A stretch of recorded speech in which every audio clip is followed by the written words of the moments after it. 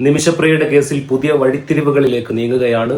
കുടുംബം ഒരു നിലക്കും തലാലിന്റെ കുടുംബം പ്രതിയായ നിമിഷപ്രിയയുടെ കുടുംബത്തിന് ഒരു നിലക്കും മാപ്പ് നൽകില്ല എന്ന രൂപത്തിലേക്ക് കടുത്ത നിയന്ത്രണങ്ങളിലേക്ക് അവരുടെ കുടുംബം കൂടെ മാറുന്നതോടെ അവിടുത്തെ നാട്ടുകാർ പ്രതിഷേധങ്ങൾക്ക് വഴിയൊരുക്കുകയാണ്. അവർ പ്രതിഷേധങ്ങളുമായിട്ട് മുന്നോട്ട് വരികയാണ്. സോഷ്യൽ മീഡിയകളിലടക്കം നിരന്തരം യമനി പൗരന്മാർ പോസ്റ്റുകളുമായിട്ട് വരുന്നുണ്ട്. അതിന്റെ ഒരു സാമ്പിൾ പോസ്റ്റ് മാത്രമാണ് ഞാനിവിടെ നിങ്ങൾക്ക് ഷെയർ ചെയ്യുന്നത്. കാന്തപുരം എ പി അബൂബക്കർ മുസ്ലിയാർ വിചാരിച്ചാലും ഷെയ്ഖ് ഉമർ ബിൻ സയ്യിദ് എന്ന് പറയുന്ന യമനിലെ പ്രമുഖ പണ്ഡിതൻ വിചാരിച്ചാലും നടക്കുന്ന ഒരു സോൾവ് ചെയ്യാൻ പറ്റുന്ന പ്രശ്നമല്ല ഇത്.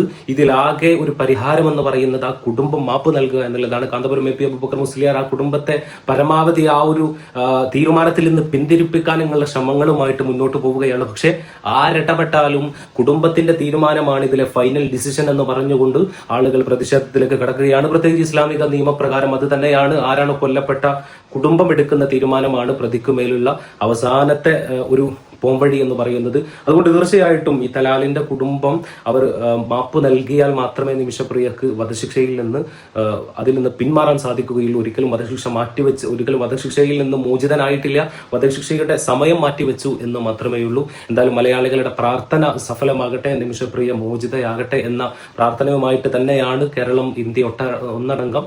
അപ്പോൾ എന്ത് തന്നെ ആയാലും ഇതിൽ നല്ലൊരു തീരുമാനം വരട്ടെ എന്ന് നമ്മൾ പ്രാർത്ഥിക്കുകയാണ്. പ്രത്യേകിച്ച് ഇതിൽ അവസാന ഡിസിഷൻ അത് തലാലിന്റെ കുടുംബത്തിന് തന്നെയാണ് എന്നുള്ളത് തന്നെയാണ് ഇതിൽ നമുക്ക് മനസ്സിലാവുന്നത്. എന്തായാലും താങ്ക്സ് ഫോർ വാച്ചിങ്.